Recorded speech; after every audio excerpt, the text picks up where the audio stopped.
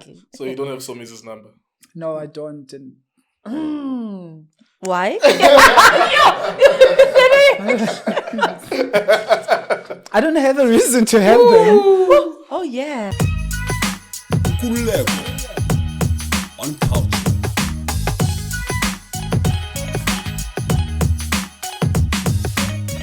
Where's your hat, bro? Like, I just want to know. We need answers. What's wrong with my head? Is it too big? I'm asking, where's your hat? Why are you having issues with me right now? We have to be separated by someone. It's a sufficient distance. I'm happy with the distance. Because if I had to interview Mohale and Somizi at the same time, I would need to be in the middle of them. Oh wow. Yeah, who would you have definitely. on the left? Who would you have on the right, and why? I don't know. I haven't thought about that. I don't know. Yeah, make sure you have bouncers around anyway. That's an interesting scenario, actually, if they had to be in the same room at the same time. Because there would be allegations flying around. And Mohale has receipts from what we gather, from what we've seen. But not only allegations. I mean, for me, Mohale came with information and backed his information up with concrete information that he was showing, you know, and which we lacked from Somizi. Somizi went on his recent season and said a lot of stuff, as much as he did, even on Twitter, but we didn't see any kind of proof to what he was saying, you know. I mean, one of the things that stood out for me was when he had that conversation with Loshia, you know, and Loshia asked him that, did you beat Mohale up? And he couldn't say upright yes or no. And he said no, whether I did it or not, you know, the law will take its course. Like, if you know you did not do something, you just go out and say, Yes no, I did not do it. Why beat about the bushes? You know, like... Yeah, and like what he said as well, he spoke about the friendships that we all, like in the public, have seen that are no longer in Somizi's life. And we've seen how people have left Somizi's life. And he actually told us for the first time that this is why this one left. This is why this one has left as well. Look, he produced, he gave us a different angle. I thought he was going to shy away from telling it all, as we wanted to like receive the entire information. So he gave us all. He gave us receipts, which we never really got from Somizi. And there's mixed reactions of saying, but like Mohale is just seeking for attention. He's not over the relationship. He must get over it and let life go on. Was it necessary for him to have that reality show? It's an interesting chronology, but because you have to be fair and say who did what first and then what happened as a consequence. Because I remember, I don't follow Somizi, I don't watch any shit that's happening on TV, but I remember every time I was watching YouTube, there was a promo of Showmax or DSTV that was playing Somizi's new season at the time, right? And he kept on talking about it. He kept on talking about Mohale and I will never do the same mistake again. The insinuation was always that I lost money as a result of this. I will never allow someone who was poor to be in my circle again. I will never marry someone who was poor to come and gold dig me. You know, so that's why I'm saying the chronology is important. That who did what first. It's not like Mohale woke up in the morning and decided that he's going to do a tell. He was basically defending himself. Absolutely, and he needed to. Actually, so. And talking about, was it necessary for Mohale to do this? Definitely, it was necessary. If you can remember, Mohale has been quiet for the longest of time. Yeah. He's been quiet. Somizi has gone out full force to paint Mohale as a gold digger, to paint Mohale as somebody who has gone into his life to get money and all of that. It was time for Mohale to also tell his side of story so we can be able to judge, to say where is the truth, right? And for me, I think what really from Tell It All that he basically did, for me, what really moved me was his reaction to certain parts. If you've seen his face when Aldrin was asking him about how he was beaten up, if you've seen a person who has been in a relationship where they were abused, you could tell from his face. Acting or not, you can tell between a person that is acting and a person who actually goes deep into what actually happened, because you could see he's reliving the moment when he's talking about it. the issues of the threesomes. We saw it. I mean, at the time when that season played, when they were in Amsterdam, we saw how, Somizi was, interacting with the guy. And we spoke about it. But because it's Somizi, he's the superstar, he's the media darling. He's the uncancelable guy. Uncancelable guy, Nkululeko. We keep pushing it away. But let's stop looking at the person from the talent that they have. We don't take that away from him, but let's look at other things that are not okay that he's been doing and acknowledge that here you've been wrong. And I think that's what he's been lacking with people around him that would actually not call him out with the wrong things that he's done. If you're losing all your friends or many of your friends around you, you need to stop and wonder, why am I losing so many of my friends, right? But if it's one or two, it's understandable that the things could have gone wrong. I mean, we can count many of his friends that he's lost. Why is that? Because it's toxic. It's as simple as that. Exactly. Like, we can't shy away from the fact that 10 people are moving away from you and all of them are coming with allegations. And I mean, look, there's slight distancing myself from this friendship. And when you need me, like when you're going through pain, I'll show up, even if like you and I are not in good terms.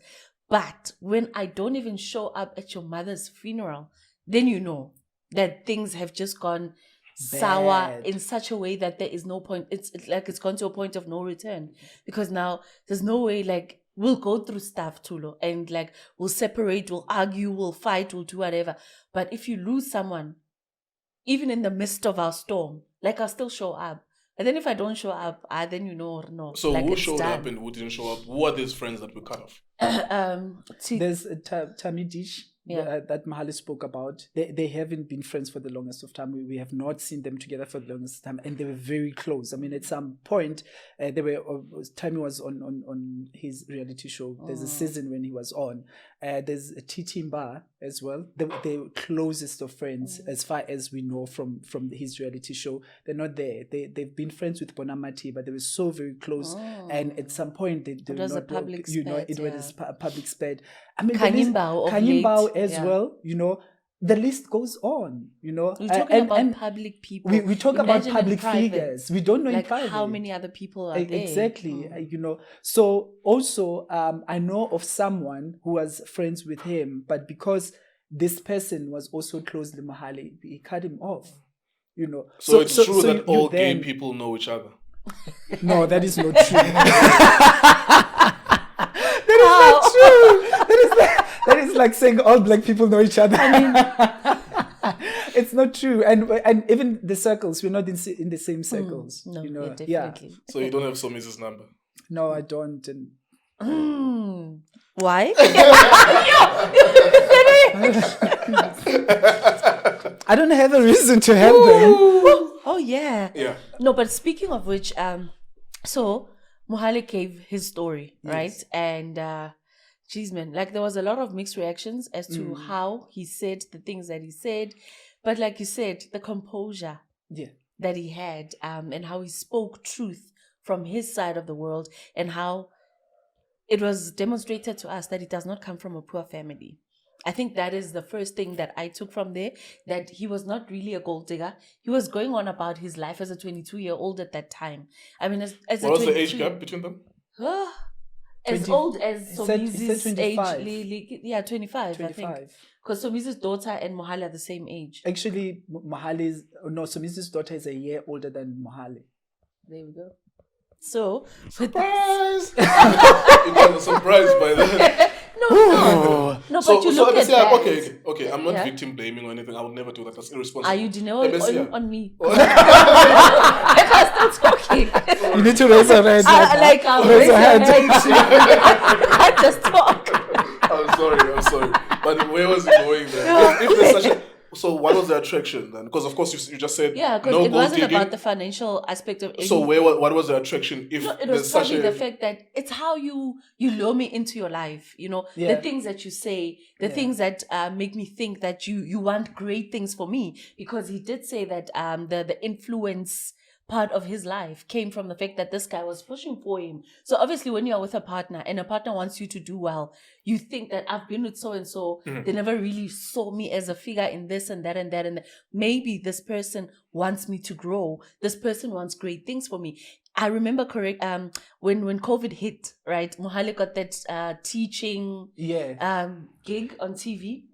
And social media was going up as saying that he got that job only because he's Somizi's husband. So, like, all those things. So, obviously, he was lured in by how Somizi spoke to him, how Somizi wanted the great things for him. So, there was no love. But when you're saying he was lured in, obviously, there's there's no love. But, like, if somebody wants to see you grow, you think they love you. Because remember... No, I'm saying from his side, you are being lured in. That was like right at the beginning of the relationship. Yes. Because that then changed later in the relationship.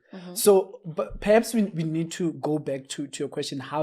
Because how they actually met was Somizi was doing a book signing. So Mohale was on the queue for the book signing, and how Mohale went there actually was because of the cousin. So Mohale wasn't Somizi's fan, which answers your question but what did the cousin say? Chomi, Mzala, your favorite celebrity. No. Oh yes. We don't know. We don't know. That's what we Zala, don't know. But your favorite celebrities around the true. vicinity. You have an opportunity. It's a once in a lifetime. You're Let's signing go. books. Let's go. You know what I'm saying? So probably it came from that point, right? So they get there. So on the queue, Mohale says he could see Somizi pointing at him a few times. Oh, okay. Then eventually he got there. When Somizi was That signing nigga is the good book, looking actually, Mohale. he is. Cool. He's fine. I wish I was looking like him. He's a fine boy. So now he gets there, and Somizi, and this is what also Somizi said, that he told Mohale there that Mohale is going to be his husband.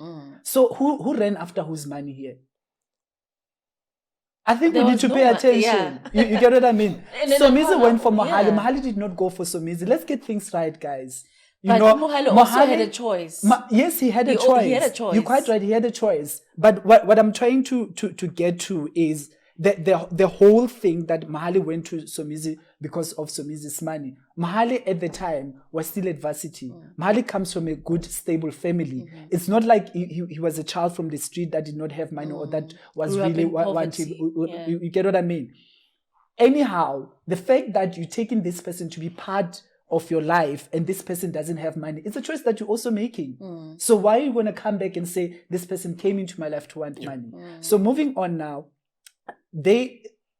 Mohale says he did not get any kind of favors from Somizi because Somizi would then say actually wanted Mohale to be a house husband because there's a point where he says when he came back from Durban to do a gig, Somizi was very upset to say, why did you go there? And I think I want to mess up this pretty face of yours because it's causing trouble for me. And that's when he beat the shit out of Mohale and on that day, So when such things happen and how he blocked Mohale to get a gig from the Fergusons, he didn't want Mohale to work. So how did Mohale get, work about him? Yes, we can take a point that for Mohale to be with Somizi, it amplified for us to know who Mohale is. That we can acknowledge. But to say Somizi has been, in some way getting him to get work, that's a different story. So Mohale was not known until he was attached to the Somizi brand. That is like true. That is true. That is true. That is a fact.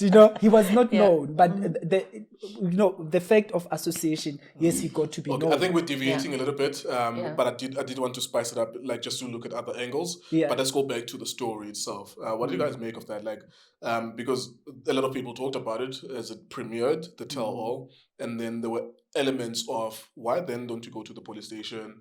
Not even just not after the fact, but if you still have evidence of someone trying to kill you, because if you bump someone's car, it's like if they were at high speed, maybe that's like attempted murder, for example, and then other elements of physical abuse like assault. So what should have been the consequence here to Somizi? What should Mohale have done, or even now as you guys watch the tell-all? What is he trying to get out of it, other than to clear his name? I think it's important that he clears his name because I think Somizi bullied him. Like, I think there's a specific reason why the promos of season whatever of Somizi was largely around Mohale and the money that Somizi lost as a result of that. But so he needed to talk about his side of the story. But do you think, is he talking now about retribution? We heard about the story of the car that needs to be replaced and stuff like that. What did you guys get from this? Or what is he trying to get out of this? Is he trying to get Somizi arrested? Is he seeking justice? Or he was just telling a story?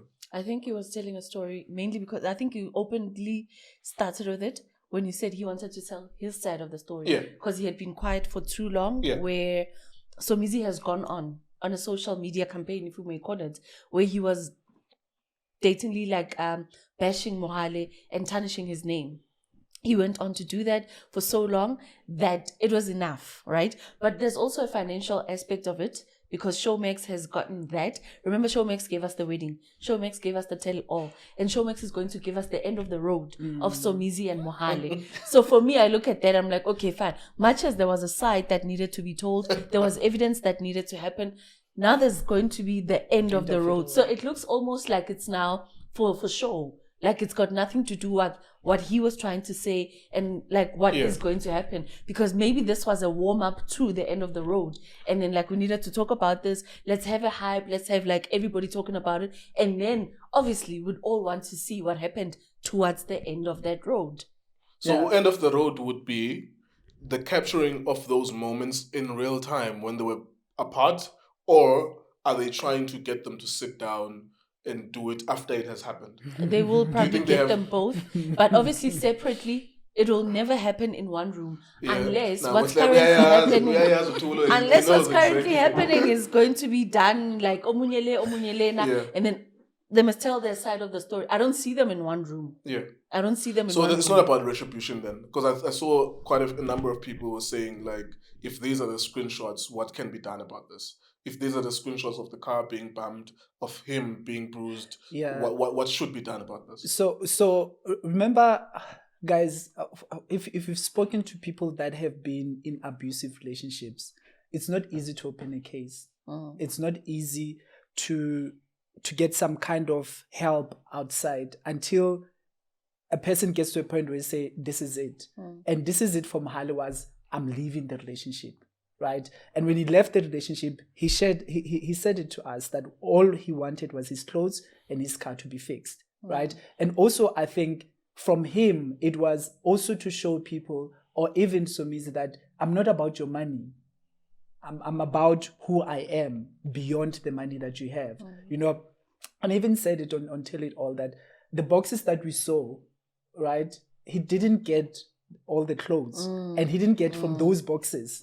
So now you start seeing other things, unfolding on that one. But I think for him it was just to move on, to move out of this and be able to move on. So that's probably why he decided not to open a case, because also when you open a case against such a powerful person, are you really gonna win it? Already he was in the midst of social media against him, and he lost the gig. Because of him. So a lot of things he was basically losing. So for him, it was, let me get out of this situation. I'm worried about the messaging around this, because not from you, Tholo, but what it symbolically means. Because Mohale becomes a known person during the course of the relationship, to a point where you would think, at the very least, if he's a known figure, public figure at some point, that at the very least, if he reports something, if he says something, because I did make the observation either to you guys or to Nota when I was speaking to him. I can't remember where I was saying it, but I said there's a lot of women who are at the time minimizing that guy's story. There's a lot of women who every time he speaks about his anguish and his pain, that the gold digger angle is being mentioned. So for me, my worry is the symbolism about everyone who's in a relationship with a public figure, that even them, they can become big, but they're still, because these challenges that you are mentioning about not being able to report a case usually, and statistically speaking, are usually with women who come from poverty in the townships, black women in particular. And if the case is brushed off at the police station, she has nowhere else to sleep other than the place that she was trying to report the perpetrator from. So if the police station doesn't give you any form of comfort and safety and resolution to your problem in that moment, you go back to that man who's now heightened his anger because he's like, yo, this bitch is trying to take my bread away from me because she's trying to get me arrested, right? So let me deal with it. And then sometimes, in many cases, people get killed. So if Mohale, with his notoriety being known, number one, we can have so many women, whether it's bots or real. I'm sure in the midst of that, because I used to watch it and observe it, so many women were saying, fuck you, because they love Somizi. I don't know, like, why people have this thing of, if you speak against my favorite celebrity, I will defend him. I can't fathom it. I don't have the IQ to understand that, you know. But they were minimizing the story. I'm not saying believe all victims. I've always had a problem with that. But at least hear someone out. At least don't bash him. Especially when it gives you receipts. Like, it gives you photos that have been beaten up, you know. And also the consequencing of, if any of the three of us, and this is not about men or women, it's about stature and how big you are in public. If any of the three of us could have photos being leaked about us abusing, and it's empirical evidence, we would be consequenced one way or the other. In different effects, of course. With women, it's slightly less. With men, it's more, particularly black men now. But it's not about men and women. It's about the fact that Tina, as random people, we could be consequenced. But with him, it seems, even with these pictures, even with this car, it's like, even his employers, some of his employers are not even going back and saying, let's go and investigate this. Like I said last week, that even with any of the guys that are working with us, at the very least, you're gonna, let me hear this. What's happening here? You know, let me sniff around and smell this. What's this? And then you can then take steps to say, look, there is enough evidence to prove or show, or even idols calling Mohale, yo, please, can we have a meeting? Even though they're not his employees, I would do that. I would do that. Yo, what's happened? What happened here? Can you show us? Do you have a video clip of this happening? Is there CCTV? Okay, cool. We'll then take we'll take a decision from there. Although, whilst I'm saying that, I realize as well, women are going to be writing to idols as soon as there's a suspension. This is one part that I cannot get. Like, for me, it eats me up that there will be a considerable number of black women. Some people say it's a bot campaign. People buy people to go and campaign against multi-choice whenever that decision could be made, and they create fake pressure. But it doesn't matter. You need to make that decision if there's empirical evidence. But my worry is that women are constantly on the side of the perceived perpetrator. You know, because it's empirical evidence. We saw the car, we saw the face, we saw, unless he inflicted it upon himself. This is the dilemma, Mohale, is that there is no court case attached to all of this. There's no case number attached to all of this. So there's also, because we are adult human beings, there's also the side of us that says, what if you inflicted it on yourself? Because you never bothered to open the case. You see, and this is not victim blaming. We are logically analyzing it. But now, that's the problem, is that you never open the case and you say, I was frustrated. I did open it, and this is the investigator I spoke to, blah, blah, blah, blah. These are the receipts, but nothing happened. Yeah. So that's my take on that. Yeah. I don't know what you guys think. No, I think, I mean, you've been saying it, that you are against the whole cancelling, thing, but it's happening. And the question is, with all the evidence that is coming out, why is Somizi not cancelled, right? Mm-hmm. Because as I said earlier, he's a media darling, and one of the things that really gets to me is the fact that the public has made him the template of the queer community. That everything that he does will be expected of us, that we should be doing it, or it will be assumed that that's how we live life, that's how we do things, right? And which is not actually, the truth. But unfortunately, because of how big he is, that's how he has been taken. And I think that's why, like you say, people cannot even, divide or be objective when they look at the kind of issues around him to say, here you were wrong, here you were right. We cannot take away other good stuff that you are doing, but wrong is wrong. And if you're not doing right, we have to call you out that this is wrong, right? But going back to Mohale not opening a case, in my view, it's not every victim that has the courage to do that. And as you rightfully say, if I'm in a relationship with this man and I'm dependent on this man, I'm likely not to open a case because now it's issues of financial issues, I'm dependent on me and all of that. But for Mohale, it was, let me get out of this relationship because I can see it's not working for me. And already with all the noise from outside, standing for this person, but I'm experiencing this, it could be doubts of who's going to believe my story, right? And if Mohale inflicted himself and took those pictures and all of that, why is Somizi not coming and saying, but this is not true, this I did not do? Why couldn't, at that point, when Loshia asked him, did you beat him up? Why couldn't he say rightfully, no, I didn't? Why there was a lady that came on Twitter, called Somizi's friends out to say, guys, we know in certain instances this happened. He called names to say, guys, why didn't you say something at that point? And why didn't those friends come up to say, what you're saying is not true, this didn't happen? I'll leave it at that. Thank you. Thank you so much. And I appreciate the part LGBTQI community and the poster boy of that. It's a shame. Like if the poster boy for black men, which is the demographic I belong to, was someone who I'm going to be judged against, whose behavior I'm going to be judged against, I will also have a problem with that. So I'm happy that you brought up that aspect as well. Guys, whatever you think about this, you let us know in the comment section. We've exhausted it. I mean, we've talked about it. Whenever there's a new development, we'll bring it up. I think it's an important issue. But yeah, it's not like we bashing on Somizi. I think you would have seen a lot of our clips talking about this. And every time there's something new that comes up, we'll talk about it. And there's some clips trending on Twitter of us at different points talking about it. I think the point is always the same, that if we are consequenced differently, then there's a problem. If it was Tholo with allegations of abuse, you would have been consequenced by now. If Tholo was hosting the DSTV Viewers' Choice Awards, that would have been taken away from him. That being said, I also stand on my point that you don't cancel people unless you call. The company must call and find out and investigate. And if there's empirical data and evidence, then they make a decision. That's not even cancelling. It's just consequencing people. Who would know, we know you did this. There's empirical data to prove that. And of course, some people have money and they have lawyers. Maybe the multi-choice as well is trying to weigh up that they could be sued as well. So there's so many elements. But also looking after their numbers. Because E-Idols has gone down in terms of the numbers of viewership. But you see again. The audience is a problem. See again. At the time he was cut off, there was those whole things that the numbers are dropping because he's not there. Fair enough, he came back, right? The other two were taken off. Why are the numbers still going down? Because they will say then the other two, because it worked when it was the three of them. So look, let's allow that to be.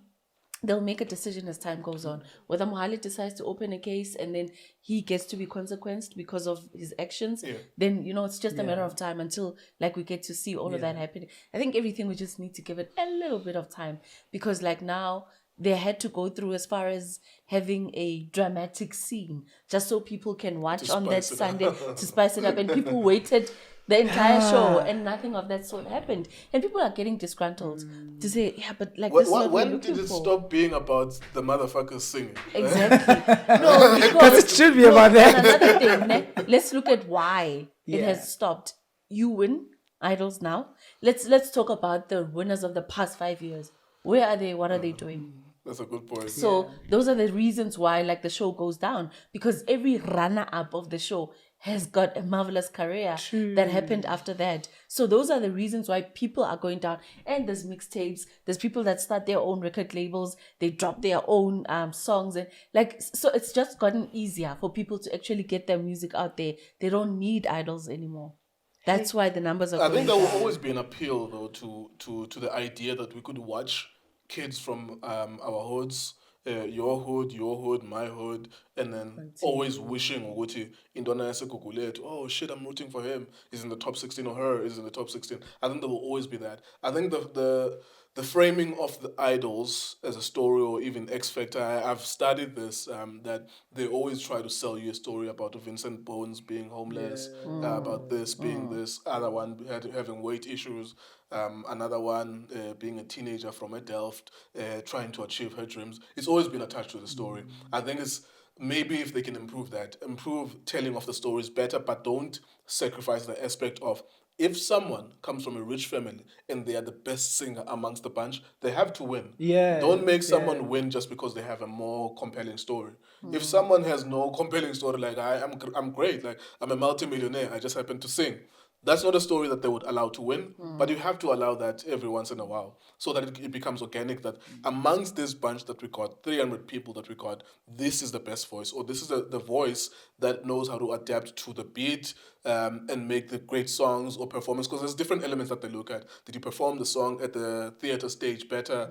Were you in tune and in sync with your band? Blah, blah, blah, blah. If that's the person, then they need to win. I think they need to tell the stories better.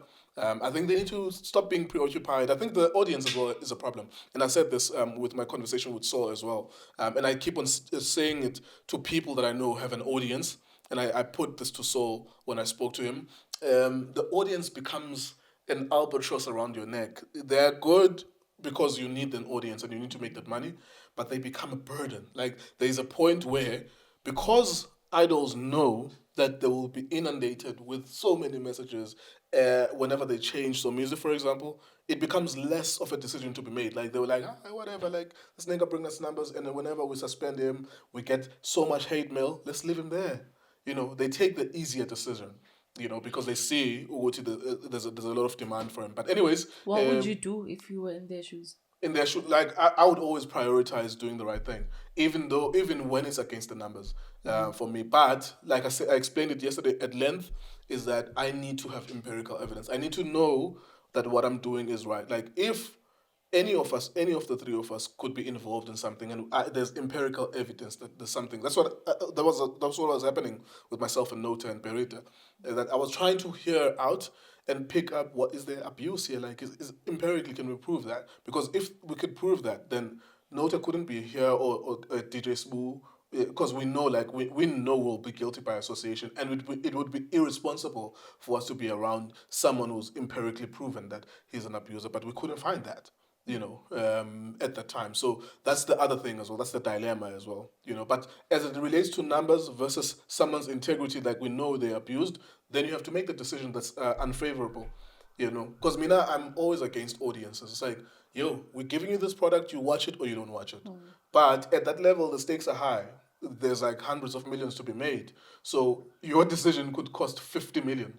The decision that you make, the consequence is much bigger. But I would still, because I have integrity, I'm still the same person, I would still make the right decision. Like, if I see this empirical, I still stand on the fact that I would call Mohale, even though he's not employed by us. If I'm the CEO of the idols, whoever is in charge of producing the idols, I would call them, have a meeting, have a bunch of people, because you have to be counseled by your friends, by your colleagues. If you are the CEO, call the CFO, call the COO, call 5 different other people, men or women. This is a decision I'm trying to make. There's a potential of litigation here, because the one that we employ could say that we actively took steps to tarnish his brand and affect his income by doing that. But I would do it clandestinely, like in secret. I would go and meet that one. And once I find that there's empirical evidence, then I would make that decision. Because there's nothing you can make out of what is happening on social media. You can't make a lot of what Mohale did there and use it as empirical evidence. You have to talk to him. You have to say, do you have a video of this happening? Do you have screenshots of this happening? And then you find an angle. You speak to your legal team. You find an angle to deal with Somizi. Like, you have a meeting with him. He mustn't know that you spoke with that one. So that's a decision at a high level, because you care about the brand. By the time you take that decision, you know that you are in the right, you're not even going to tell the audience whether or not they're not happy about it. Yeah, but you guys watch the roast, Khanyi Mbau. Must put me in Somizi. But it's ambassador. They say so. Yeah, and Nota wrote an open letter. Marasikol.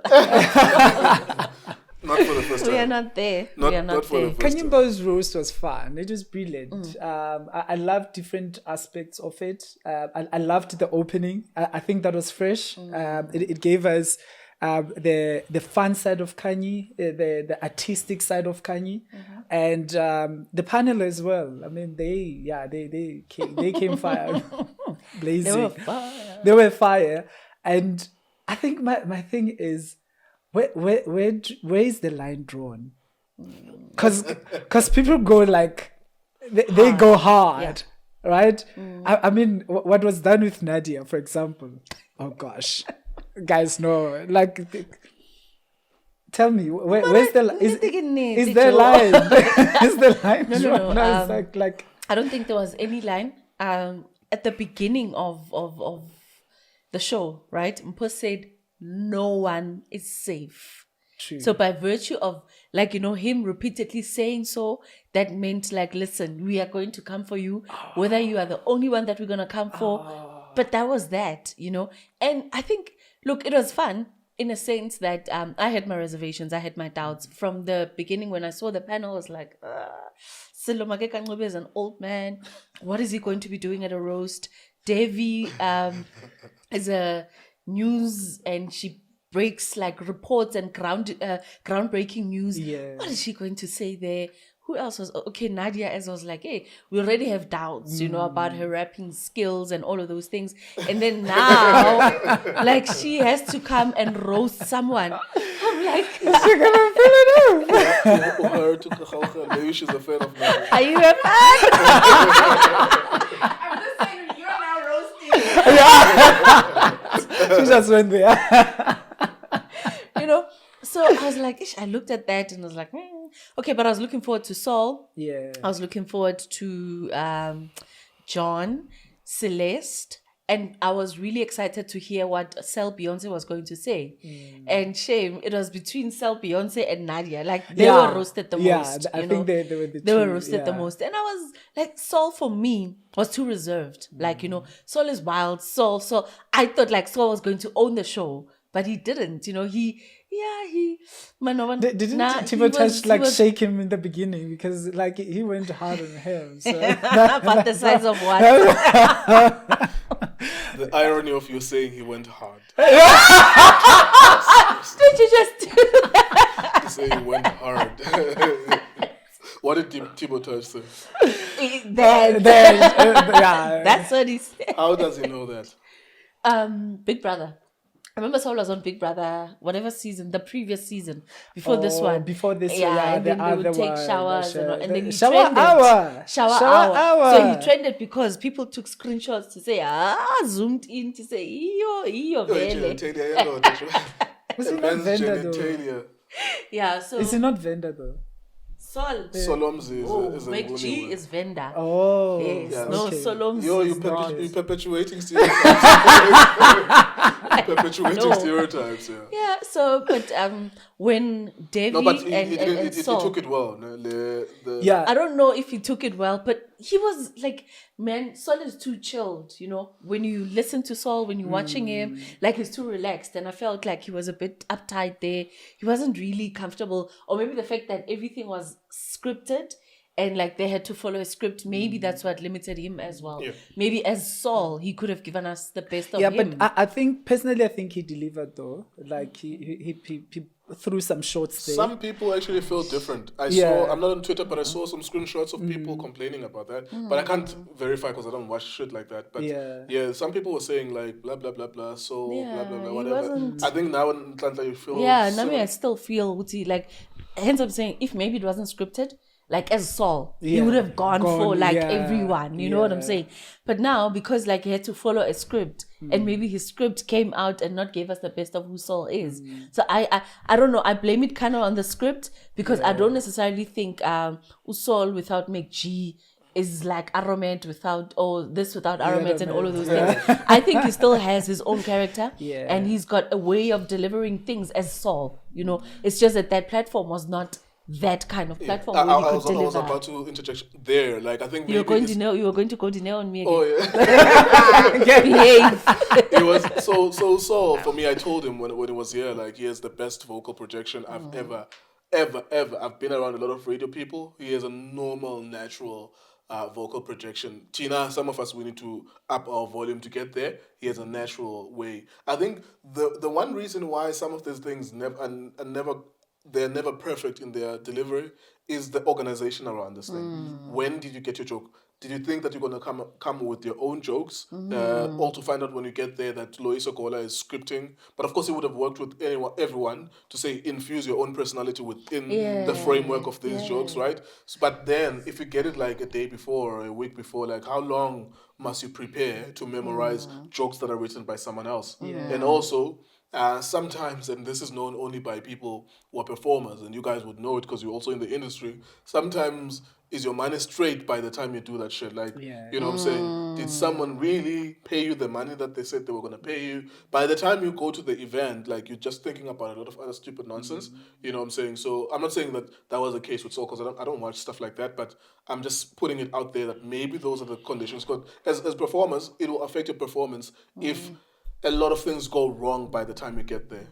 As a musician, you didn't have an opportunity to audition with your band, right? So that by the time you get on stage, you're out of tune, you know, and you didn't know that you were gonna lip sync your song. You thought that you were gonna perform, or maybe the speakers are shit. You didn't know that. Yeah, So there's a lot of things that go into by the time you perform. Because I'm just saying, like, as a character reference for Soul, when he was here, he was so dope. Like, and you guys watch Podcast and Chill, course. and you know how he is. Yeah, So there are a that's lot what of I'm things that saying. can go wrong by the time you that perform. will Yeah, limit he you was as a bit well. limited. Like, that's why I Yeah. felt, you know, Yeah. like nkare ba mo tshwere hore, Yeah, you know, yeah. he was not like He- the the beast soul, that we know him to no. be, wild and like out there. So it's just Yeah. you know. But shout out to Ntate Chimroka. Chimroka. Look, for me, like, I was thinking, like, how is he going to do it with all these kids there? You know, like, does he even know like what's expected of him? But he pulled it off delivered, greatly well. yeah. He showed that he is an actor because he got the script and he followed it nicely and made it like, you know, so his acting natural. skills actually came out shining. Davy was another one that Yeah, impressed me yeah, because she went out there, you know, when she was composed, she was not too loud. And I think the funny thing was at her height, because she's so I short, had she to was bring giving her her as- something to step on so that she can speak to the crowd. So that was fun. But like her jokes and how that came out, I was utterly impressed with that. And yeah, Timo Touch, man, like I guess Timo Touch, Yeah, you know, it's him. he was Like, it was like American accent, yeah. obvious, you and like he know, was yeah. roasted on it. I think So, many of them really roasted him on his Yeah. accent. It is just and an his accent of- Soweto TV his Soweto saga. TV saga. They went there. They went there. And Yeah. another person that I felt should have given us like punches after punches was Celeste. You know, I sort of Yeah. battles. It's like you know when you waiting. But she saw. Waiting. Oh my gosh, and she like, saw like throughout, nothing like happened. every second word it was a swearing word, and throughout, and yeah, I watched Maybe she I- had too much. No, Yeah, I watched the stand-up because she comedy. had it. I watched the stand-up comedy live. When she was here, Yeah. she challenged me to go and watch, and I did within Yeah. the same week. And yeah, stand-up comedy is like that. Like, every second word is a swear word, unless you literally develop your character around yeah, being clean. but I feel like she's the kind of person that needs time to really get into it, and I feel like the time she had was so limited because, like, she was roasting. I loved it, but I felt like her time was limited. I felt like we could get more, Yeah. knowing how brilliant she is at it. Yeah, Maybe according to the skill set, because I think John went on for quite a longer time, a longer period than all the other panelists that were there. Not And John Steenhuisen. yo. Give Mongameli, give No, Mongameli. not him. So I think, yeah, like, because I mean, she is a comedian by Yeah. profession, Yenale Pops, you know, so she should have been given like a longer period to actually roast everybody. So like, you know what, like as I was watching it, right, I could almost see that there was a point in time like, yeah, you know, yeah. time. Like you could see how they were like, as they were going on, like they had to stop. Yeah, we could improve on certain things. I mean, it's been 2 years since a roast happened in this country. This was the first in 2 years.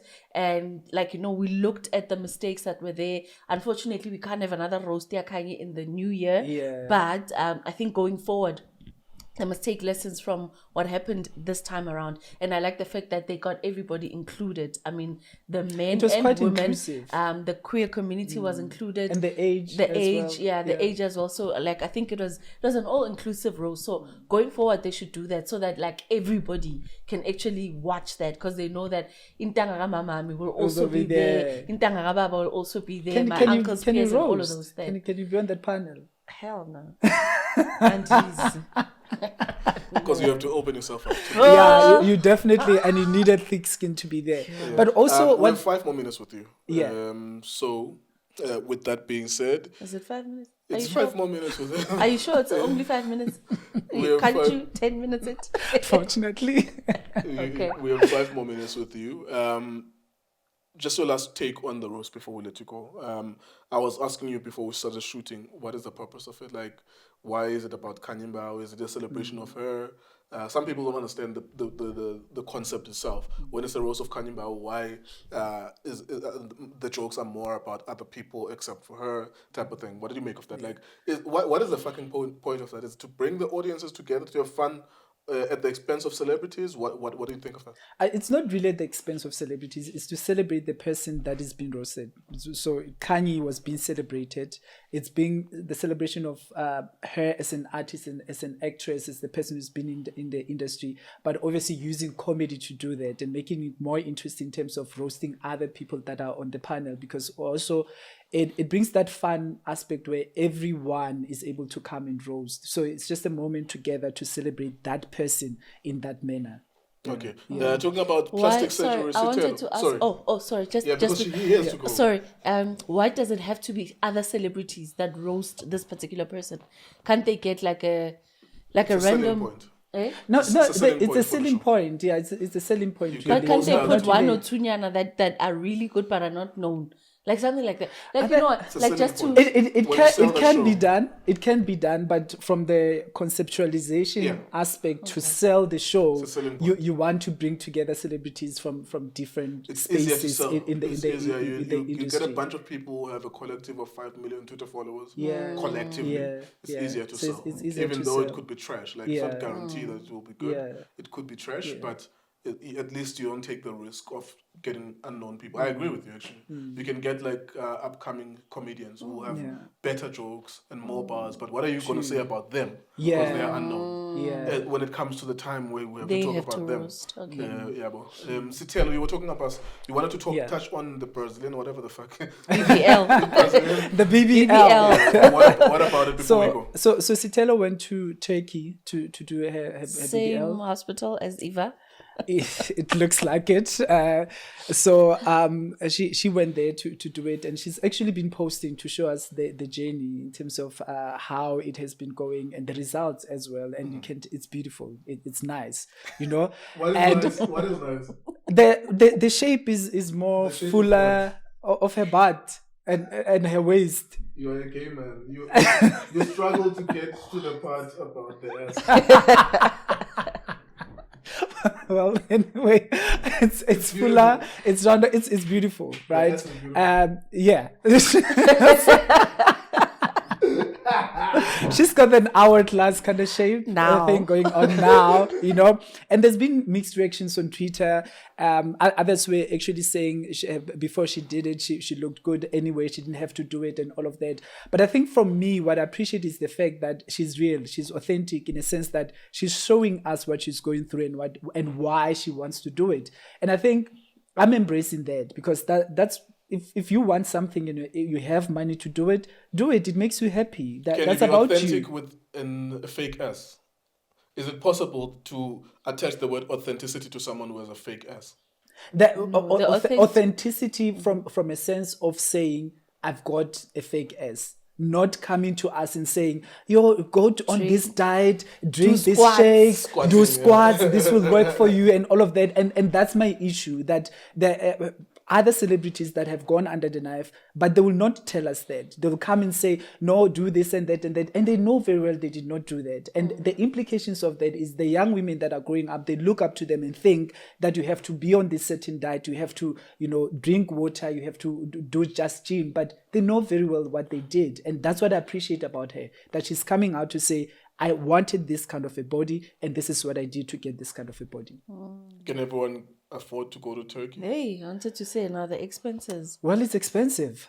But if you have money to do it, why not? The influence on the kids is that I would like that, Okay, but I can take a shot. But the reality is you have to have money to do that. All right. But there's Yeah, people let me that will see do you out. untowards I don't want things. to take too much of your time. Let me see you out. There's All right. things that people do All right, welcome back. We had to let Tholo go. He had an appointment. It's weird because we're actually shooting this very early in the morning for the very first time. I don't wake up in the morning at 7 a.m. to shoot content. I shoot content at 3 p.m. and 4 p.m. But this was the purpose, the specific purpose of shooting this. Of course, as a team, we had to talk about the things that we're going to talk about, but we had to wake up in the morning for it. So it's very interesting to see whether there's a change in energy or whatever. But thank you so much. Welcome back. Ositelo, I was exploring the idea of authenticity and fakeness, and of course the influence on kids. The ones who cannot afford to go to Turkey will then take a shortcut. What do you make of that? Of course, I absolutely agree with you. They will take a shortcut, and the shortcut is they will sleep their way with as many men as possible, just so they have that nice body. So now it's the notion that's been created Nkululeko on social media to say you need to look like this for you to get a specific bag, to get to a certain place. She says that the reason I did it is because I've had 3 kids and I wanted to have like a good body. Like, I mean, for me, going to the gym, looking after yourself, drinking water, that would be it, you know, because that's all you literally have to do. Tried and tested method. It's been a tried and tested and a safer method too, you know, because there's now people that are coming up with screenshots, with videos of people that have been what's the word I'm looking for? Where they had complications years after those surgeries have been performed. Because the surgery is advanced, but it's not as advanced as in 20 years. This is what you can still look like, you know. I think when you go there, you take a risk of knowing that in 5 years' time, I could not look like this. Therefore, I need to go back and do this and do that. And what if in 5 years' time, you don't have the money that you have right now? What happens to you? But also the biggest worry here is our children, is our baby girls. Like, what happens to them? I want to look like Sitelo. I want to look like Khanyi Mbau. I want to look like, what's the other one? Eva. Because Eva went there as well. What does Eva do? Eva is a... help. What does she do again? Eva Mendes. She's an influencer and yeah, actress. she's an influencer. Has she been on She's TV? a reality Housewife. No, Vibes. reality star. Recent on Diamonds and Dolls. She's one of the dolls. Okay. On Fuck that diamonds show. and dolls. Yeah. Mara, like those are the people with a crazy social media following. Those are the ones that our baby girls are actually following because they look at them and they feel like this is what I would like to look like because it's cool. Remember as a kid, there's that picture that you have, to look cool. This is what it means. This is the image of you cool. know? But as parents as well, we need to go back and say, this is cool. I have a question. You don't have to look cool. Yeah. When did black women start having problems with their ass? Because it always looks attractive to us. It's not about the man, of course. Oh, yeah. But it always, like, you guys have thick ass. Like I'm 32 years old. There's never been a point in my life where I felt there's a deterioration of the size of the ass. You guys are still attractive. We still shell at you on the side. Like it's not like that. There's a decline of shelling. There's a like. I know it's not about the man. I'm just saying from my as a male an observation. You guys have always, if anything, Influence. it's Kim Kardashian who needs I that wanted ass. to say, you know, it's that influencer Kim Kardashian. Marakia now who needs that ass. She's white. Yeah, now she needs that ass. You guys don't have the problem. Then do you know how much the ratings were? It's Kim Kardashian, it's the Kardashians in South Africa. Because now people wanted to look like Kim Kardashian. People wanted to live like Kim Kardashian. But she's not a black woman. She's not a black woman, but black women want to live like white people. The hair, the everything that like black women are now doing is informed by what Kim Kardashian has done. Is the standards of white people. But at the very least, you see with the hair, and it's not understandable. It's understandable that you aspire to it because your hair is beautiful as it is, but it's not straight. It's not like white people's hair. It's not. What I'm trying to say, I may be making the point fucked up. I'm not saying that it's better hair. I'm saying with our crosshair, our hair as it is, it will never be a straight hair like Kim Kardashian's hair. Like it will never the texture of the hair. So I get that if you aspire, you wear a weave. You want to have the texture. You want to come across. So if I aspire the body, I'll go for the body as well. But you see, there's a difference. Kim has the body because you guys already have the body. You guys already have the ass. With the hair, I'm not promoting it, but you guys do it anyways. It's your right to do it. With the weave and everything, I can get it that you it's impossible for your hair to be straight because it's beautiful African nappy hair, right? But it will never be the Caucasian version of it. It's different, right? But with the S, you can't aspire to it because she's emulating you when she's doing it. So ukopa wena when she's doing that S. So why when? Because you should see like she's trying to have thicker S, which is what we already have as black women. So it's a fucked up way of aspiring. Because we agree that it's a Kim Kardashian factor or a white woman factor. I would get it if it was them who are going under the knife, and we've seen it with Dr. 90210, something like that. We've seen it with that motherfucker. Like, he makes a lot of money. And it's understandable if it's white women. But you guys have the ass, though. Why would you do it, for example? I wouldn't do it, but like, it's the fact that people want that perfection. But They're that's not doing it perfect. for numbers. Look, they've got okay, what does Sithelo do for a living? I don't know. She's What a does DJ? Eva do for, like, but now, so it's that image that they need to portray when they're out there gigging or like attracting more money so that they secure the looks that they have, because it won't end there. So it starts with an S, like I'm telling you, it's going to go somewhere and it's going to go somewhere and it's going to go somewhere, up until to a point where she doesn't even know who she is. Because with Khanyi, it was a matter of, let me start Gangani with because she went that route as well. She lifted her butt, she had a bit of breasts, and then the bleaching has never stopped. And she's now complaining to know the knuckles are like a very difficult space to bleach. But what's next? But it doesn't stop, that's the thing. So for me, with that not stopping, what is the ultimate goal? Because you should have a goal with everything that you do in life. If for her, because she says, Ustelo, I want my body to look better. Because I've had 3 kids, my body has gone through a lot, and I just want to look good and feel good as a mother of 3. That is her goal. But will it stop there? And I'm telling you now, for free, it's not going to stop there. It's going to be like, yeah, okay, fine. After the butt, I'm going to do the breast. After the breast, I'm going to do my flabby arms. After my flabby arms, I'm going to do my cheeks, because I think like I'm not losing enough weight here. Like, it won't stop, Nkululeko. It won't stop. And it's all because of Kim. Kim started and she wanted the butt. But then after that, the family also went there, did that. And it became something that looks attractive. It's something that I can do that. If I've got the money, I'm going to do that. Even I know people that had a butt. They still went and had like an enlargement on their butts because they feel they wanted a bigger butt. And you ask them why. It's already happening. She's like, yeah, yes, man, now that I bought this butt and I look this good, I'm getting more and more men attracted to me. It all boils down to whoring. It all boils down to women selling their bodies and wanting to make money from it. Let's be honest. Hallelujah. Did Bladen Zimande bleach his skin? Now that you're on the topic, do you think that nigga bleached his skin once? Or Bladen Zimande? Because there's a before and after, yeah, I can see it. Yes, and he had a horrible skin at that. Oh, yeah. No, he had I a can horrible understand, skin. And I remember a joke being made when Fees Must Fall was actually taking place. Yeah. Somebody saying, what if the child that is striking for fees is the one on a cure for his skin plate? That's a roast, bro. That's a good joke, though. So, I don't know. But he looks lighter. He looks very different than his hands. Yeah. His hands and his skin are definitely not the same. I think he did something. Whether it's bleaching or I think he did something with his skin, because it's definitely not the same. Whether that child graduated and came out with that medication. I can understand it from people like Blade, because I have a skin problem too, but it's hidden in my legs. And when I cut my hair, you will see.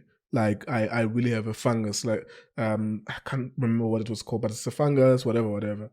And I've been going through it since I was a kid, right? I can understand it with a person like Blade. I'm not saying it's right. I wouldn't do it. But I can understand that being the one thing that fucks with you. You know what I'm saying? Because I think he had small holes that, you know, and it's like, and some of his cheeks as well look like they're bloated a little bit. So if you, especially as a kid, if you go through shit like that, you know, it's a constant reminder that is your problem. You have this problem, you have that problem. You know, it fucks with you, and eventually you want to do a procedure, which is not something I would do, but I can understand it. But if you have a normal body, like the one person that I could understand would do that, but I'm happy she hasn't done it, is Uncle Waffles. Because she was asked to, is she transgender, blah, blah, blah. Because she doesn't have big breasts. If she was insecure, she could do something like that. And I hope she doesn't do something like that. You know, she doesn't really have the biggest ass, like, relative to other African women. But she still has an appeal. Drake likes her. Size, yeah, okay. She's okay for her size. Yeah. She still is appealing for her size, and she's getting notoriety. People want to go and watch her, see her dance and stuff like that. You can question her ability to DJ, but she's become her package as she is, and she looks. There's nothing wrong with her, you know. And there's something wrong with us if we think that we should all do shit like that, like lift the ass. Even with us as men, like, there's a problem with the size of our dicks. You know, we all want to have bigger dicks. Yeah, we all, it's attached to our ego, and sometimes when it's smaller, it affects us and shit like that, because of course that becomes the one thing that women, when we break up, they will talk about to their friends. Yeah, but what you have a small size, you know. So sometimes we want to do it. And I remember when Zoda Wabantu, with her reality TV show, she had a boyfriend. I don't know that nigga, but I think there was whether it was about the reality TV show, but there was a point where they were enlarging the penis itself. And unfortunately, with the penis, you can't mess around with it, because one mistake, then you're no longer useful in bed, and then that, like, fucks with your product. Like, if I could not fuck, for me, like, even if I have the sexual desire but I don't have the penis, it's over. It's like I'm as good as dead. To be genuinely honest with you, that's how important it is to us. That if I could not fuck, like if something were to happen, someone cut it, it's not there anymore. Like, yo, bruh, aibo, what the fuck? What else? Because what's the point of having this woman? Because she's gonna get satisfaction from elsewhere. Even if I use a vibrator or a dildo, she needs me to penetrate her, you know. And I think even with people with micro penises, they go through something like that. But there's always a danger that if they were to enlarge it, at some point, maybe the girth and how hard it can be is not going to be natural, and maybe it has a lifespan. Maybe for 5 years it's good for you, 7 years later it cannot get up. And when a penis cannot get up, it's a problem, because you need it to get up. So this thing of chopping your body up has its negative implications for all genders. Yeah. For all genders. It does, and complicates a whole lot of things for people's lives. Because, I mean, genetically, like, what if, like, there's that particular sickness that you did not know of that doesn't go well with a certain medication that is used to actually, build the BBL still and all of those things. I think proper research needs to be done. And also, like, I mean, always be forward thinking when you go through such things. In 10 years' time, will I still want to feel like this? Yeah. In 20 years' time, will I still want to feel like this? So there's certain things that, help you make a decision better. And that's why it's advised to take time, with any decision that you want to take. That's why even when there's an argument amongst people, before you approach the next person or confront people with that situation, take time as well. Because there are things that may be said and you may not be able to take back. Yeah. Same with these procedures. You might do it's even worse with these procedures. Yeah, it's something that you imagine in 10 years' time. You're not able to do anything anymore. You've got holes on your backside because you went through that procedure. Will you want to live? Because now so Nimbo will move. Yeah. I get the point. It's a complicated situation. But yeah, anyway, moving right along. Before we move right along, Uti Kendrick Lamar, I wish my dick was as big as the Eiffel Tower so I can fuck the world for 72 hours. So that's like a deep-seated thing with us men. We all wish we had a big dick. And it's attached to, if it was big, then I can sleep with anyone and it will be a memorable experience. Even though, because not all of us have big dicks, we don't know this. It's a fallacy. It's false. Because when Zulu Barb was here and she was explaining that there was an orgy that was organized and there was a guy with a penis as big as this mic, right? It was a huge penis that could not insert any vagina. And then Zulu Barb took it upon herself to take the challenge. And she took it in and she was congratulated by other women. But the rest of the other women that were there, some of them were pretty, some of them have profiles, they didn't want to take it. So we think to have a big dick means that we can penetrate every woman. But actually, there's a logistical problem there. Not every woman is going to want to be penetrated by someone like that. Because some women are thinking, fuck, this is painful. And what if it tears me up? Whatever. Yeah. So, but Tina will have this infantile imagination of thinking that if I have, and Nami, I think that if I can have a big dick, then I can penetrate the whole world and it will make the impact. But you will still have problems because some women will look at it and be like, sorry, I can't. we can't do it. Sandizi. Yeah, well, someone wants to be a president. Someone wants to be a president. Our former Justice Mogoeng Mogoeng wants to be the next president of this country. Yeah. Ari. So As an independent candidate? As an independent candidate, he's gone that route. And I mean, it's a route that we've spoken of like many a times to say there's no proper template that guides them as politicians as to what needs to be done to get to parliament. How many of them have actually gotten to parliament? That's one. Number two, we've seen how they are swallowed by the bigger party. Auntie Pat is one of them. She went independent after leaving the DA, and she took her own party. Independent Democrats. Independent Democrats. She joined the DA, and then after joining that ID, she still went separate ways. And then when she went separate ways, she was then made. She's still a minister. Yes, she was a mayor at some point, or a mayoral candidate, and then she was a cabinet minister at some point. Right now she's a cabinet minister, and like, what do we know about her and her party? Because now she's been consumed by the current government that's there. So there's procedures that one needs to learn. And what we've also seen in the past, in recent years, that it's not easy to play this political game against a giant like ANC. Because Justice Mogoeng was never an ANC person to say, like, I'm with the ANC, I'm a politician, I'm this, I'm that, I'm that, I'm that, I'm that. So at least you've got the background of that. Then maybe disgruntled members of the ANC are likely to follow you. But then he was known as a Zuma person, mainly because when JZ was about to become president, and when Jay-Z became the president, he gave him a lesser sentence on rape. And rape is like a pandemic in South Africa that needs to be I think, wasn't it an acquittal? Yeah, but like it was that you are not guilty, but there is insufficient evidence to suggest that you raped. Circumstantial evidence, yes.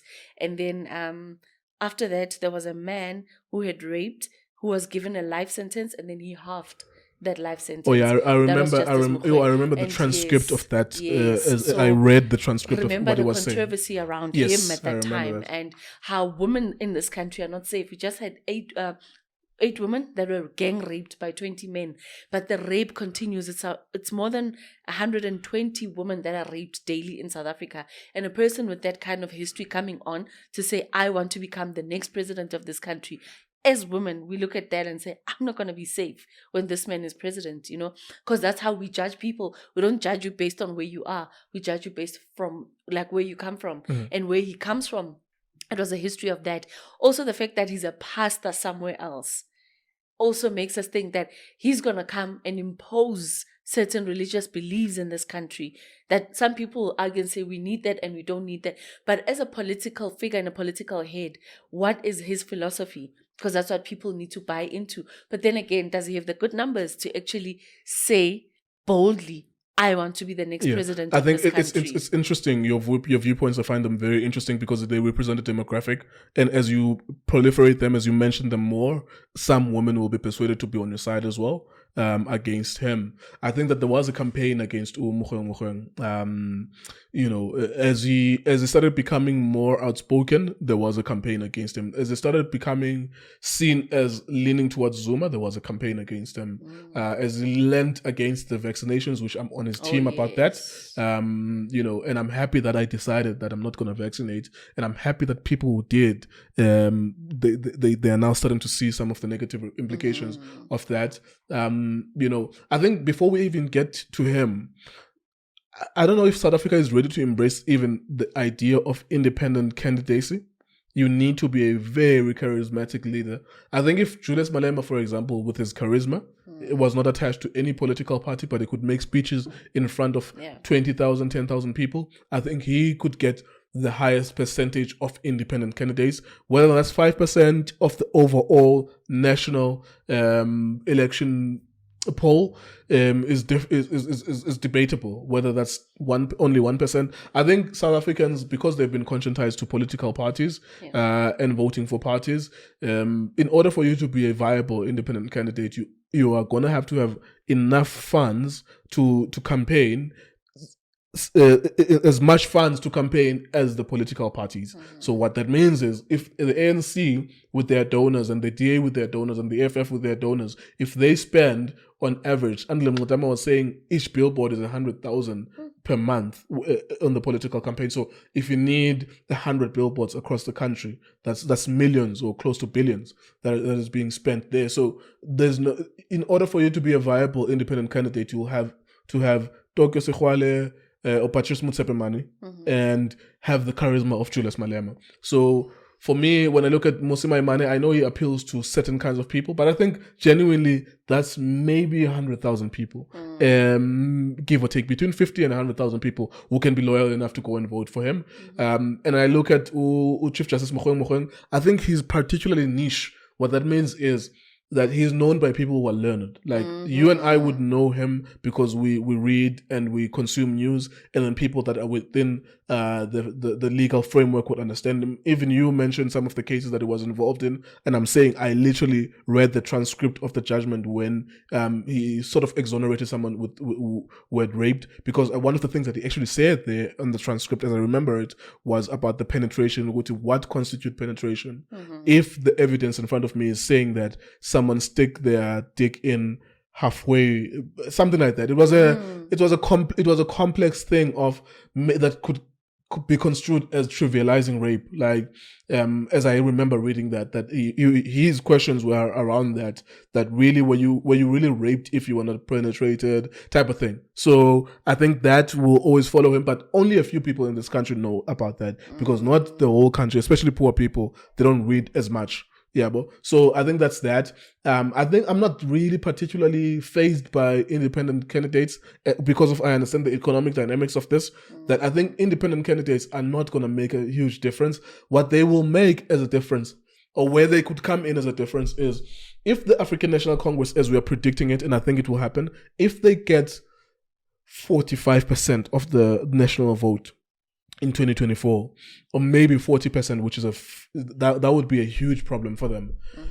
They could get 1% Gasmangmang, right, who's an independent candidate. Yeah. They could persuade people, and then 2% Gasmangmang, and then so that they can Nhlanhlanisa and make it 51% with their 45, right? That is the dynamic that could make them go in power. Now they would have to guarantee Usmangmang to be a cabinet minister. And Usmangmang would be driven, because he's an independent candidate.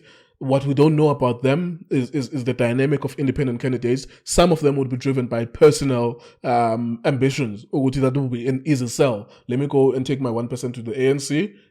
I don't mind that people voted for me and they may not vote for me in future. This is all I wanted. I wanted to be a cabinet minister of home affairs or whatever, right? And then another one. And then if they can Nhlanhlanisa that to make 51%, that will be a new dynamic that we didn't think of as South Africa.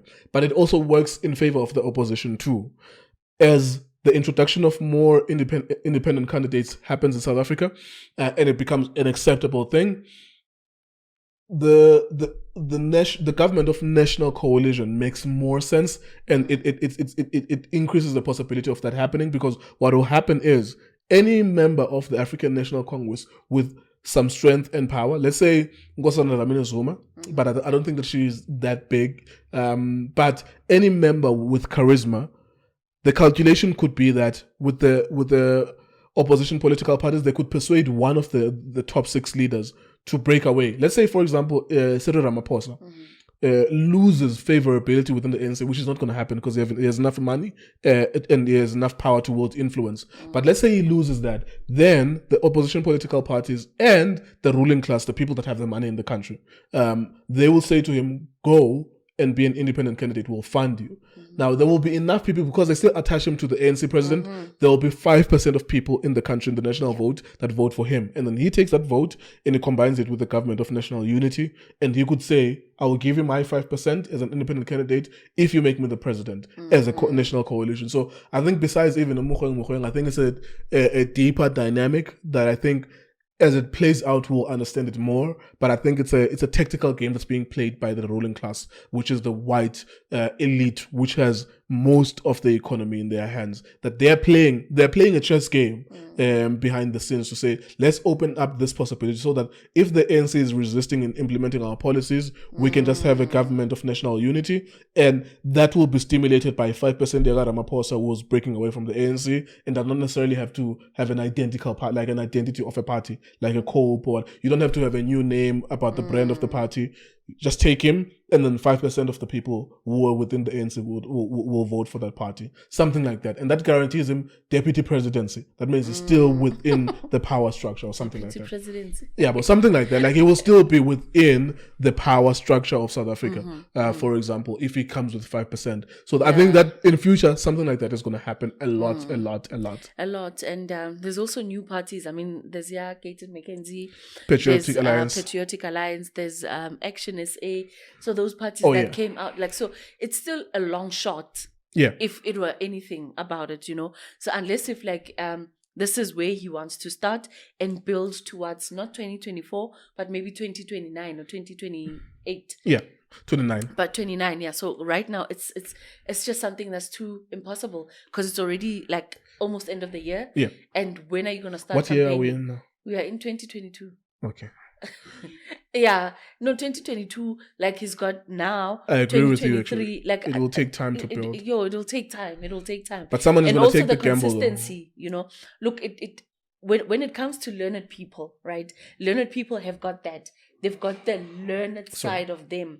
They don't have the charisma. They don't have the street smart of actually going down to do certain things that are not great to other people just so they stay in position. So all they have, they'll bring out the dirt on one person after the other. But that's all they have because that's what they can do. They will do things according to the law. They will not do a campaign against Ubanbani and buy maybe 10,000 people, let them wear EFF t-shirts and then go to ANC and then like make it look like it's the EFF people, because that's what happens with politics. People buy certain campaigns and all those things. It happened with a learned woman, Mampela Rampela. She's a very learned woman, respectable woman. She was she came and she said Akhang SA, and people believed that we needed a woman, we needed change, because South Africa has been hungry for change for a long time. And we looked at her to say she was clean, like in the public eye, in a sense, politically, she has a good standing. She's been in the ranks of politics. She knows what is needed. And she's got, we can listen to her and let's hear what she has to say. She went in and she slept with DA. And that's when people, because it was difficult for her as an independent candidate. And she thought maybe getting into bed with DA, it would make her party more solid. It would make it go out there a lot. And maybe the agreement was that she will then become the face of it. But that was not the case. Yeah, and the other thing is that they never really had, they never really had enough of a percentage to wield any influence. And that is because when you look at Mampela Rampele, in spite or despite her political struggling credentials and her education and her record in academia, the average South African, is so disconnected from that shit that if you ask the average South Africans out of 100, who is Mampela Rampela, they wouldn't know who is her, what she's about and shit like that. Maybe 20, not 20 actually, that's 20%. Maybe 5 people out of 100 would tell you something about that. I think that's a distance. Even that's what I'm saying with even Musima Imane. You would think because you're the president of the Democratic Alliance that people know you, but they don't know you. Particularly the majority of South Africans who are poor and we have to grapple with poverty, But the interesting thing about independent candidacy is seeing whether or not, number one, will see it, because you're not independent if you start Akhang SA. You are just a small political party. But now, as an independent candidate, you don't have a framework of branches within your party. You're just a single. What does it really mean when Kanye West is putting his name in the hat as an independent candidate to fight against Joe Biden and Donald Trump? What does it really mean? It doesn't really have a branch. It doesn't really have a base. It just, depending on its popularity, that, okay, at least 1 million people could vote for me and I could have a percentage that then makes me have a conversation with the Democrats or the Republicans. I could be the swing vote between them. Maybe that's the calculation there. Yeah. So Akhang is different. It's not like even no good party. they're not independent. They were still political parties with independent candidates. My money, one action essay, one essay or something. It's one essay. Yeah, bro. So that's still a political party. But then when it's legislated and it's allowed that people can be independent candidates, it means that all they need is a bunch of niggas around them, like a team. 10 people, 30 people, will call people, will do advertising for them and campaigns. Yeah. But you don't necessarily have to have a branch and a base and something like that. So that's, for me, that's what's interesting. That means that there will always be, of course, the puppets of the ruling class. Because this thing is a chess game.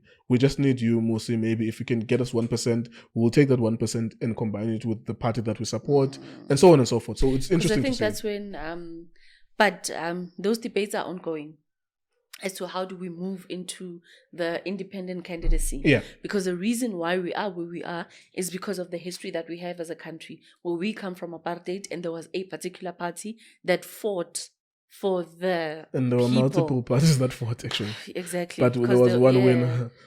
You know what I'm There was saying? one So win. it's because of that kind of system that has taken us backwards as a country, because we've not had one voice where we say, this is our person, this is a person that we're going to listen to.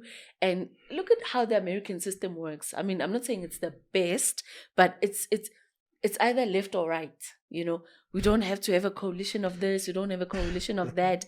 It's just a whole lot of combination of things that we need to learn from other countries into how we make our society better and our country better at large. Because what is good for the people right now?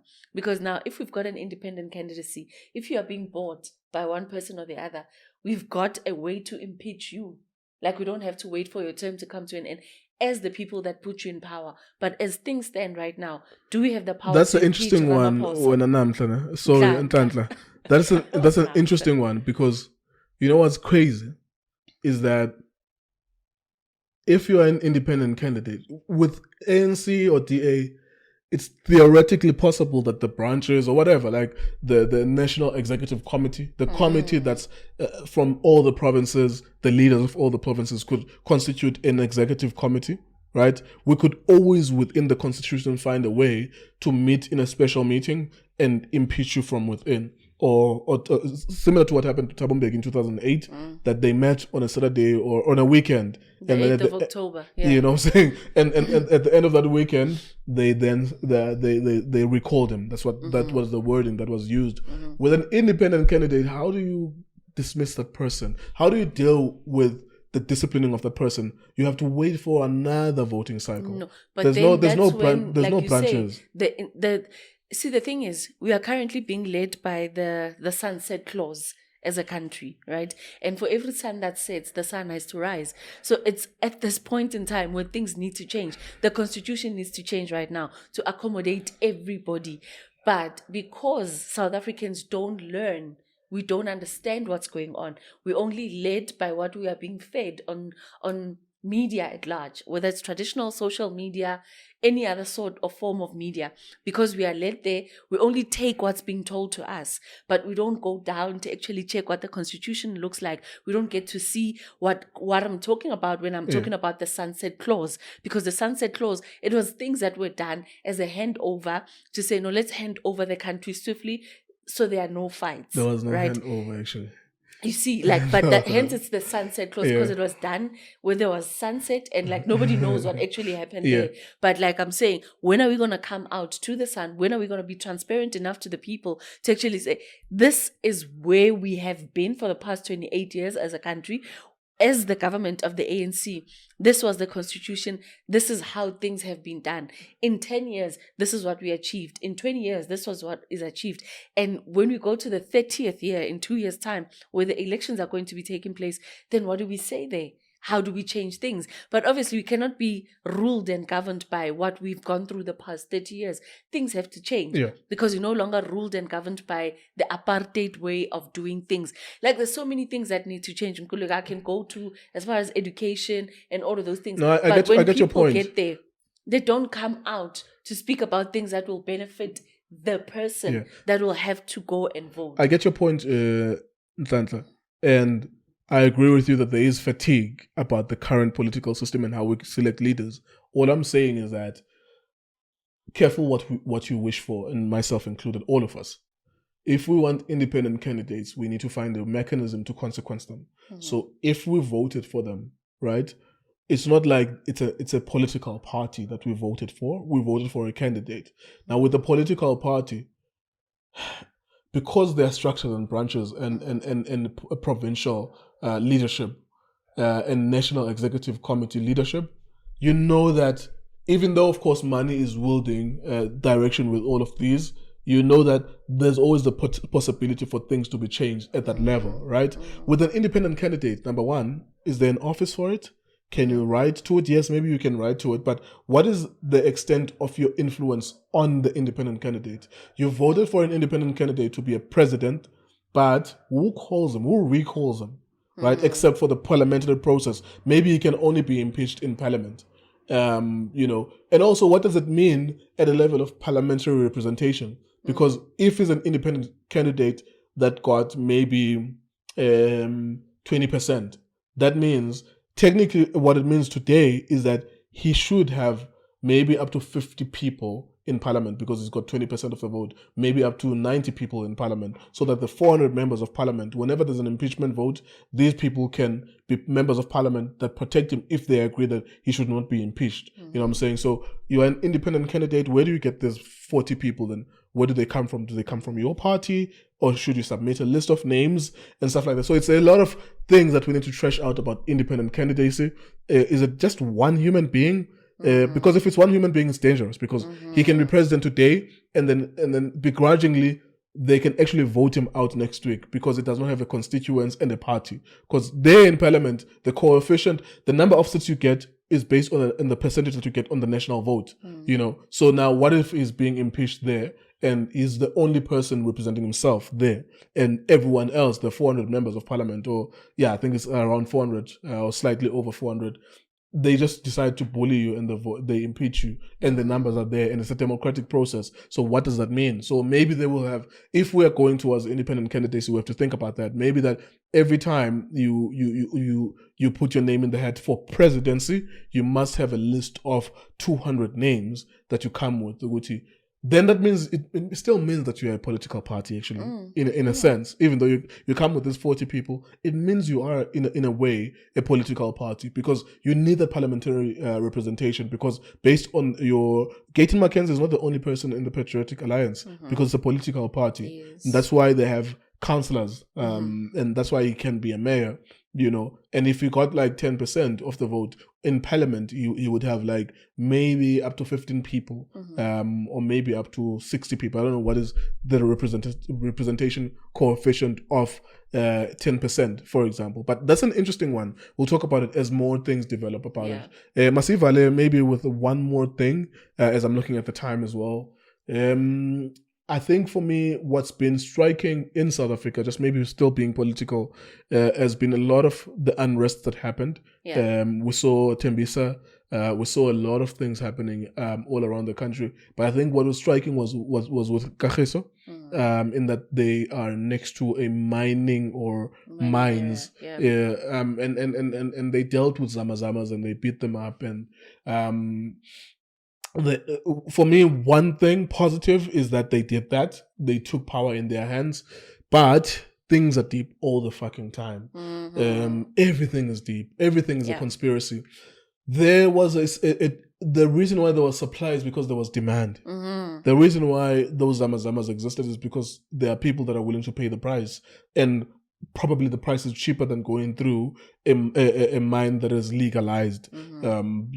So the fact all this will do is probably create a power vacuum. As soon as you get rid of the gangs, new gangs emerges because it creates a power vacuum. Everyone wants to get a piece of the pie. So I don't think that the people of Kagiso are scot-free in that sense, but I think what they brought across was the problem with the illegality of what is happening there. People with automatic guns there, people policing police, people telling police that this is a no-go area for you. I think we learned a lot. Zama Zamas have been here for years and years and years and years. And with Zama Zamas being here, one thing I've picked up about South Africans, right? I've observed this from fraud, the fraud crime that gets to take place. South Africans are naturally like, not that amakwala, but there are things that South Africans don't do. Like if fraud, crime, South Africans don't do.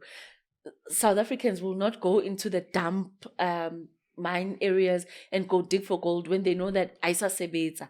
So when a South African knows that this thing is no longer of use, they leave it like that. You know, they don't go in and want to find leftovers of this and that and that and that and that. So it comes from people that come from outside that know that even if it's a deserted mine, it's a dump mining area, there's still something that we can find. So with that said, they found a way to make money from it. And there's people that have seen absolutely correct when you say there's then that demand. But where is this demand? Can somebody follow the money? Because Bekele promises to follow the money. No one's gonna follow but the you money. know that when that guy speaks, nothing is going No to one's gonna happen. follow You the know? money. So what I'm trying to say is there's a lot of things that as South Africans, asizenzi at all. Like it's like when they say, no, there's no jobs. Like we're like, oh, okay, fine. You know, Like they we call don't it go service. and like interrogate why are there no jobs? Yeah. Is there anything else I can do? I've got this skill, I've got that skill. Like we just don't have that thing as South Africans. But there's people that will come into this country, like the Zama Zamas, like the fraudsters, online Predominantly Nigerian fraudsters yes, online. and yeah, predominantly Nigerians. And they will come here and make so much money. And they will think and say these words to us to say, you guys are sitting in a palace and you don't realize it. You guys are sitting in heaven, but you don't realize it. Because where they come from, they know the laws are strict. They can only do certain things on the internet. They are restricted in what they can do and what they cannot do. Coming back home, coming back to Kagiso, to say, Abantu base Kagiso, they've not touched that place. But it's people that are not from Kagiso that came and dug in those mines. But instead of them sticking to the job and doing what they're supposed to do and getting the hell out of there, they go on further because they've seen the justice system in South Africa does not work. Yeah. They've seen so many loopholes that how this can't, like bayazenze like amakita sibhekane la. Yeah. So you come in here, ukibeli crocodile, and you come here and you build a home, your kids live here, life is great for you, and nobody ever catches you on. You commit so many crimes and you never get caught. And even if you do get caught, the cases drag forever. And once you bribe a certain person, docket can disappear and nothing ever happens to you. So they've seen so many loopholes here in this country that even with those Zama Zamas, it's only a matter of time. I'm sure Nababache would know, let's give it a week or two.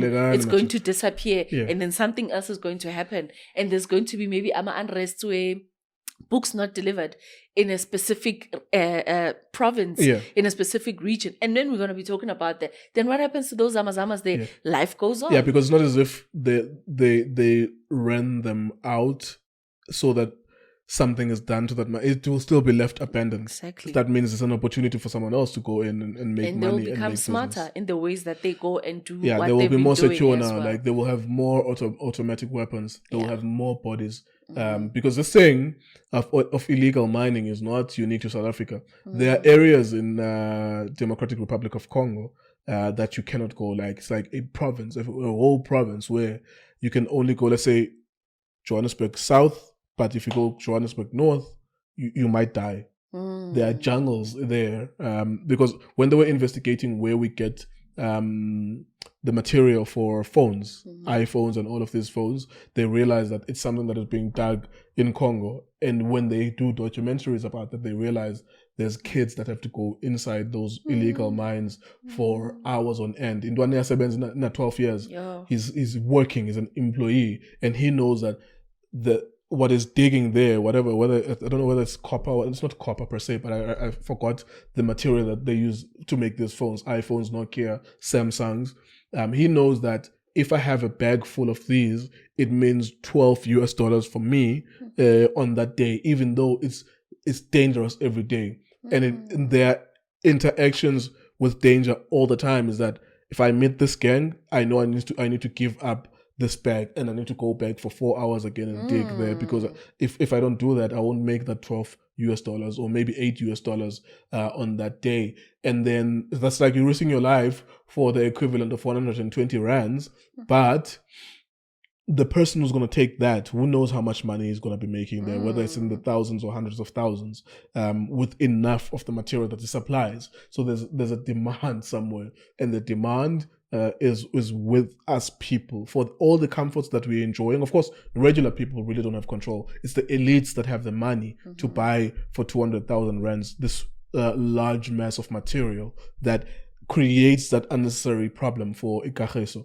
Yeah, but so I think it's not going to go away. It's never going to go away. There's a reason why books have been written about it in 1940 something, in 1950 something, about the Zama Zama. It's not a new phenomena.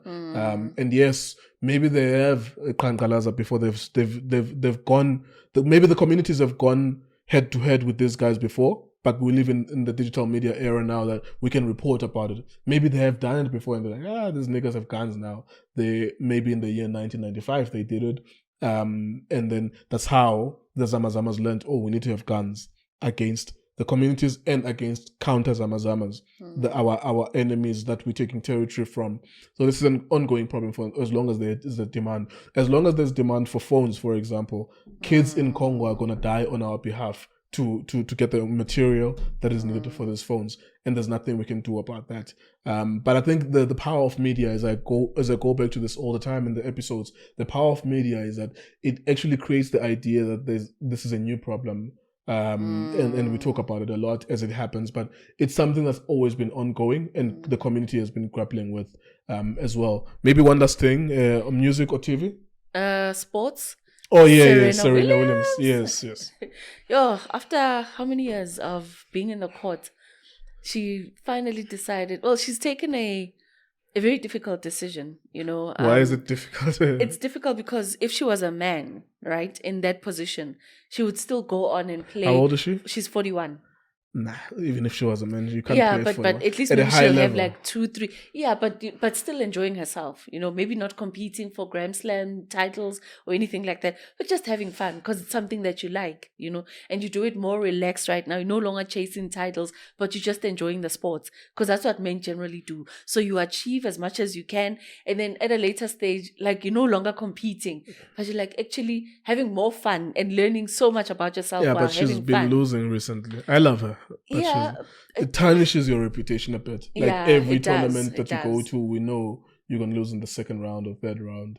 And then new kings emerging and new queens emerging now. Abo Naomi Osaka, Sloane Stevens, Corey Goff. There's so many black young queens that are emerging now. So it's like she always loses to them. Coincidentally, she lost the final to Naomi Osaka as well. It's like, you can see which your powers are waning. I don't think it's even a man or woman thing. I think if Federer or Nadal were losing at the rate that Serena is because of her age, they would stop. They would be like, I'm tarnishing my reputation now. It's like I'm becoming the regular tennis player.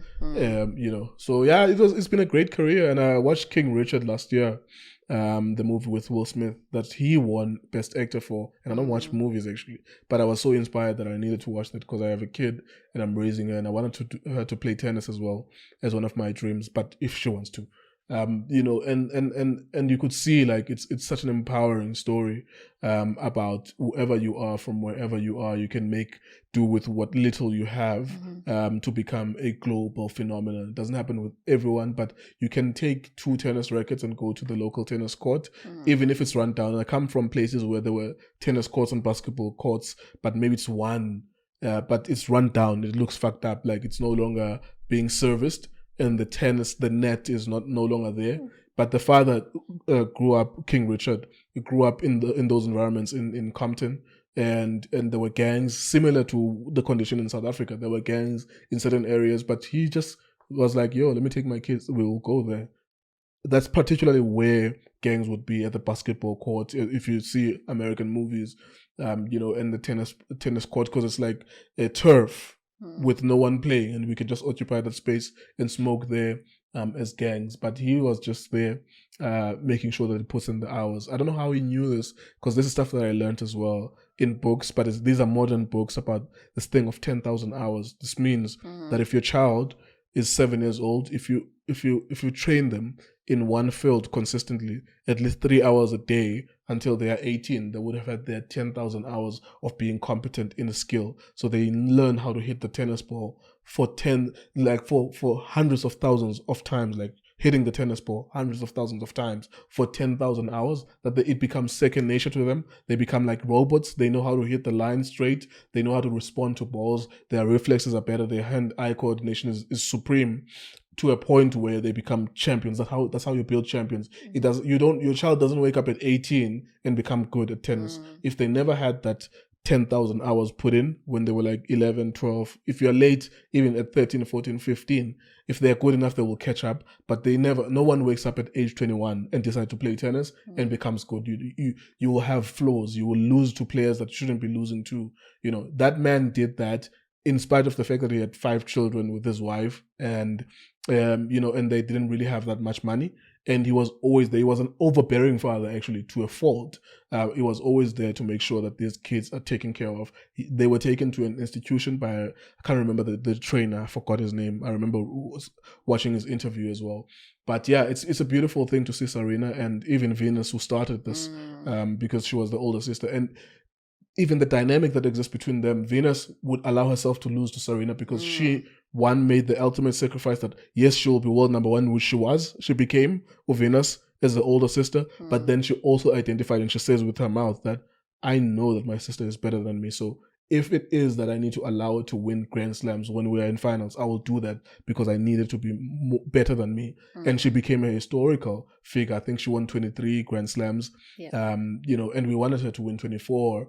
But yeah, age is catching up on her. I don't know what is her impact on you as a sports consumer, as a fan. Because it was one of those things that we grew up to. Yes. When we watched the Venus sisters playing. I mean, like, those finals were, like, no matter where you were, if my dad would tell me that, hey, today's that final again.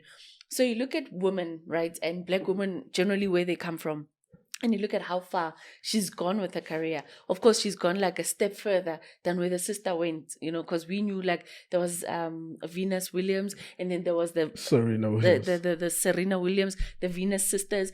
And tennis became something that, as Black people, we started more gravitating towards because of the 2 Black sisters that were there. Because I think with elite sports generally, as long as there's a Black face, that's when Black people will start, giving that particular sporting code attention. We don't give it attention unless, like, we are represented there. Because we look at it like, into Zabelu, But then as soon as we see, like, a Black face there, like, oh, okay, fine, let's give it time, let's see what happens. And then we start talking, but we don't talk about the entire code. We always keep it to the faces that we know. Tiger we don't Woods, necessarily Lewis care Hamilton. about the history, of what that particular code has. And like I'm saying, the decision of her deciding to retire, besides her losing, is the fact that she wants to expand her family. Oh, she did say that? She did say Okay. that. It's been a hard decision for her to make. Other than her losing, she speaks of how she's been too involved in a child's life, that in the child is turning 5 very soon. She's only spent 1 night away from her in the 5 years. So it tells you about the kind of mother that she is. She is hands-on. I mean, for the fact that she has to train, now become a mother, it's not always easy. It's not always easy. So maybe, again, those are the reasons why she sort of lost her place.